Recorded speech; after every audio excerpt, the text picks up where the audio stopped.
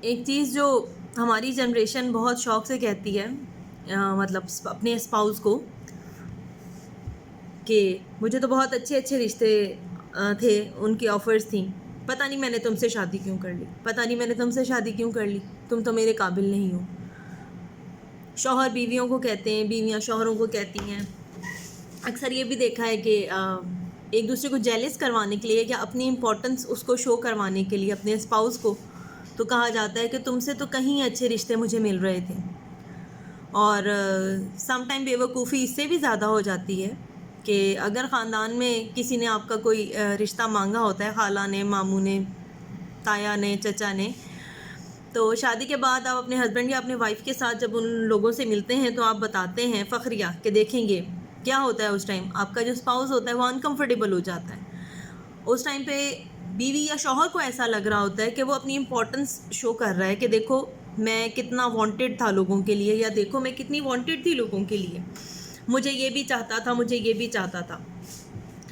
ایسا کرنے سے، اگر ایسا آپ کو لگتا ہے کہ ایسا کرنے سے آپ اپنے اسپاؤس کی نظر میں اپنی ویلیو کو زیادہ کر رہے ہیں کہ دیکھو میں کتنی زیادہ امپورٹنٹ تھی اور میرا احسان مانو کہ میں نے تم سے شادی کر لی، تو ایک چیز آپ کو بتا دوں کہ ہسبینڈ وائف کے ریلیشن شپ میں کوئی مقابلے بازی نہیں ہے.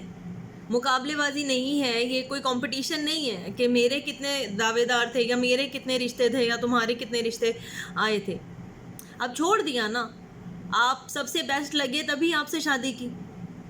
اگر شوہر اپنی بیوی کو اپنی خالہ، ماموں، چچا کی بیٹیاں دکھاتا ہے یا اپنی کلاس فیلوز دکھاتا ہے، محلے کی لڑکیاں دکھاتے ہیں، ہم بڑے فخریہ دکھاتے ہیں آپ کو.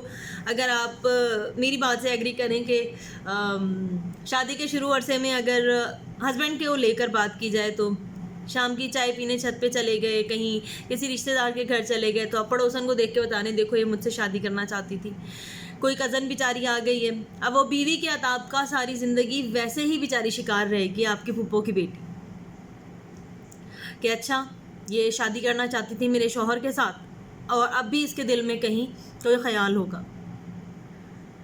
دوسرا، اگر بیوی جو ہے وہ بتائے گی کہ دیکھو میرے چچا کے گھر سے بھی میرے رشتے آئے تھے، میرے فلانی جگہ سے بھی رشتے آئے تھے، میرا دوست دیکھو مجھے کتنا، میرا کلاس فیلو، اس نے ہاتھ کی نسیں کاٹ لی تھی میرے لیے، اور لیکن میرا احسان مانو کہ میں نے تم سے شادی کی. آپ کو لگتا ہے کہ جی آپ بہت اپنے آپ کو امپورٹنٹ فیل کروا رہی ہیں اور آپ کہہ رہی ہیں کہ جی مجھ سے شادی ہو گئی تمہاری، تو تم تو بہت لکی بندے ہو. آپ کو لگتا ہے کہ وہ صرف آپ کا احسان مند ہوگا؟ کہیں شوہر یہ نہیں سوچیں گے کہ جو بندہ ہاتھ کی نسیں تک اس لڑکی کے لیے کاٹ کر آ گیا ہے تو کہیں اس نے تو کوئی اس کو آفر نہیں کروائی تھی یا کوئی گرین سگنل نہیں دیا تھا؟ اس طرح مت کریں.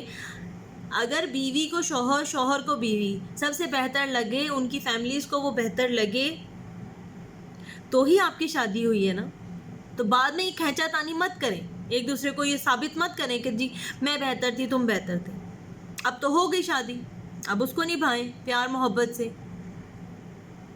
یہ بے وقوفانہ حرکتیں چھوڑ دیں.